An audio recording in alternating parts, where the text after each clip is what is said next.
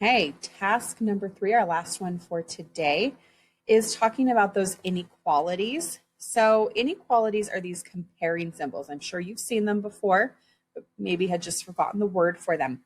So mathematical sentences like -3 is less than 5 and 2 is greater than -4 are inequalities. So we're not using equal signs. We're not saying they equal each other or they're the same. We're saying they are unequal. So they're not equal to each other. So when we read this symbol, the first part we come to as we're reading left to right is this small pointy side.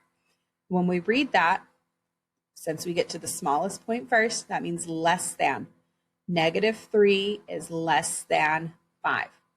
When we read this one here, we get to the larger part first. So we say this is greater than. So the big side comes first, so it's greater than. 2 is greater than -4.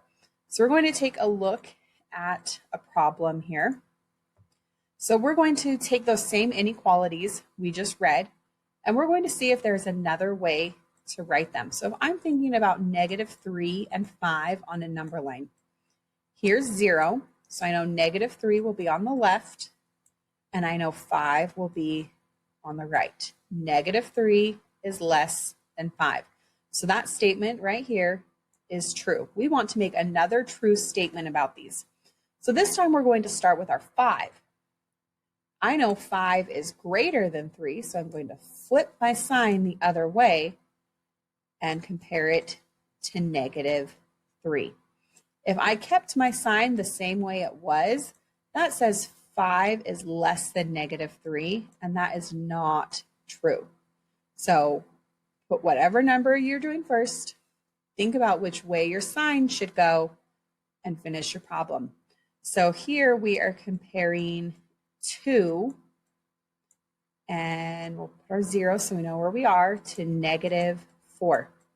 So this says 2 is greater. We know that's true because it's more to the right.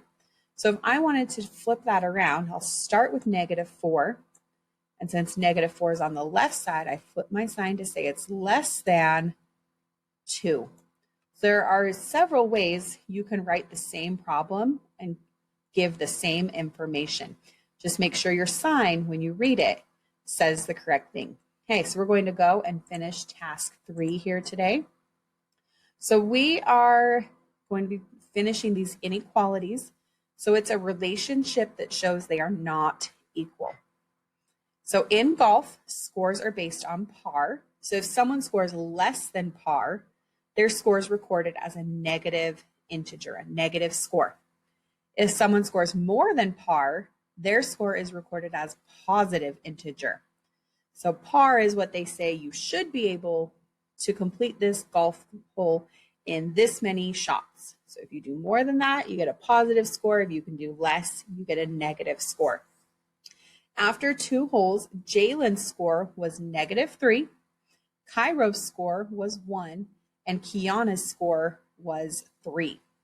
So think about those if you need to draw yourself a number line to put their scores on. So -3 and 1 and 3.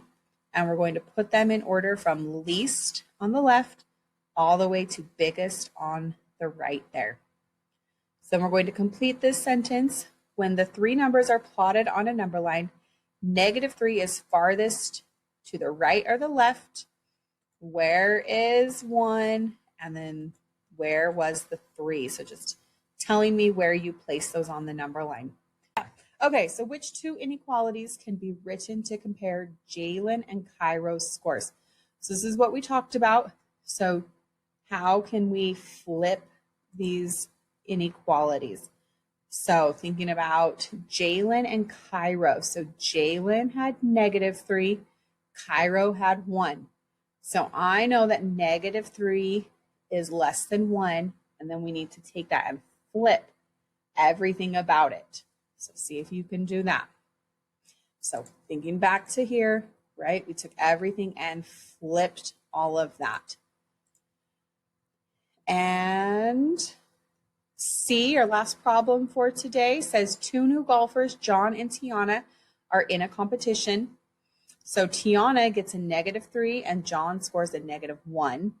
So tell me the two inequalities that we could use to compare their scores. So think about those on a number line.